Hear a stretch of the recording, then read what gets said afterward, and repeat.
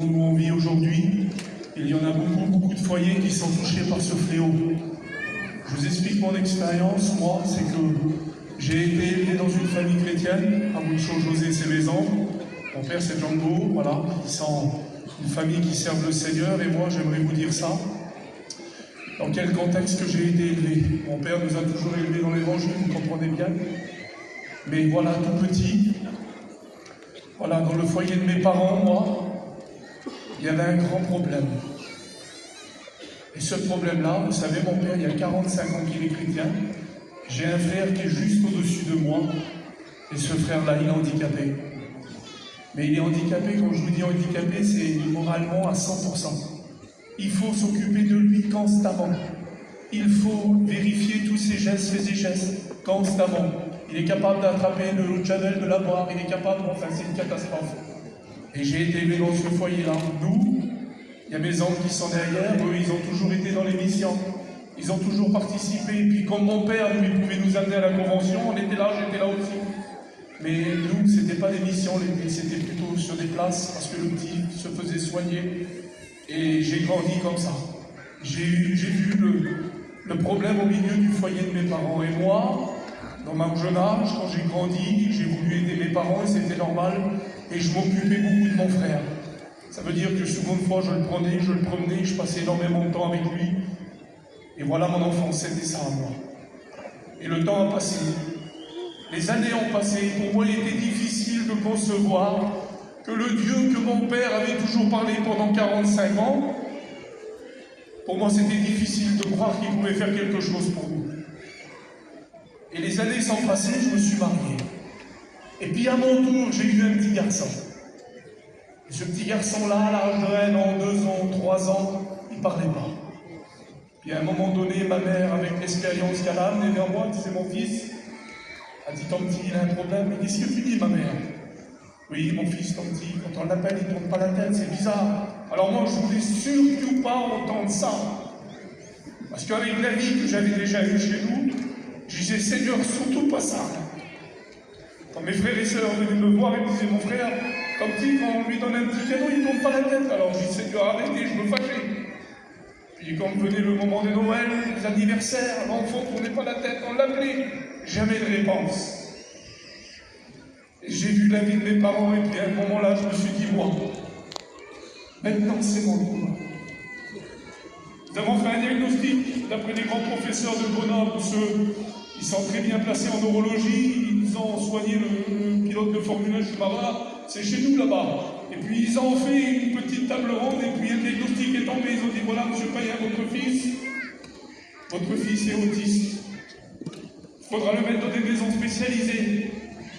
Il faudra s'en occuper, on ne sait pas comment il sera à 18 ans, mais ces enfants-là sont dans leur bulle. Ils désirent des couleurs, ils désirent être distraits constamment, ils hurlent, ils crient. Et puis là, dans cette salle d'attente, moi, j'ai fait une prière. Je me suis souvenu du Dieu de mon père qui a prié.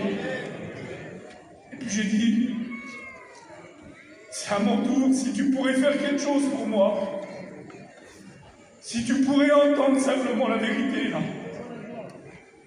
Guéris mon fils, Seigneur. Puis les mois ont passé. Les jours s'écoulaient, l'enfant était placé dans une maison que tous les jours il fallait qu'on le dépose. À 3 ans, c'était difficile. Mais plus les jours passaient, plus l'enfant changeait. Et à un moment donné, il s'est passé un fait, c'est que quand l'enfant avait progressé, moi aussi j'avais progressé avec Dieu. Amen. J'avais dit, Seigneur, je te donnerai à la mesure que tu lui donneras. Et puis, comme si ça n'avait plus à Dieu, ça. Alors je donnais à Dieu, Dieu me donnait en retour. Jusqu'à un jour où on nous a dit, écoutez, votre enfant avait pris le chemin de l'autisme, c'est un autisme. Et quelque chose a fait qu'il a pris l'autre chemin. Aujourd'hui, mon fils est guéri, il a 18 ans, il va avoir 19 ans, il a son permis. C'est un jeune chrétien, il aime Dieu. Amen. Et j'aimerais vous dire quelque chose ce soir, parce que c'est important de le dire. Parce que je l'ai sur mon cœur et je vous le dis. Ce soir, peut-être que toi, tu passes par un problème et tu as ce problème chez toi. Et tu peux dire aussi, toi, dans cet instant, alors pourquoi le Seigneur ne guérit pas mon fils? Pourquoi il ne guérit pas ma fille s'il l'a fait pour toi, pasteur? J'aimerais dire ça ce soir. Voyez dehors, là, il y a une petite voiture qui est garée là-bas. Il y a mon père qui a 65 ans.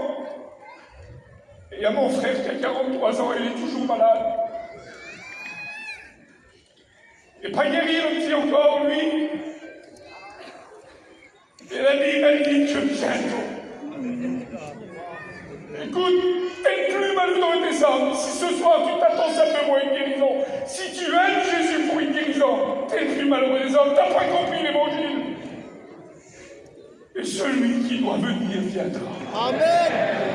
Il vient. Et puis écoute, je te donne ce mot qui vient de Dieu. Attache-toi à lui.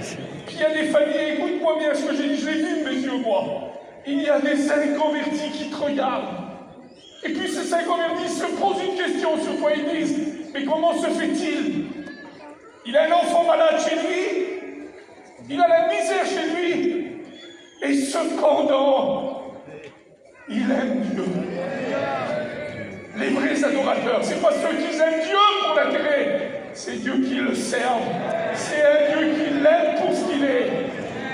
Quand Dieu vient bientôt, sois fidèle et attache-toi à lui. Que Dieu vous bénisse. J'appelle la chorale, venez.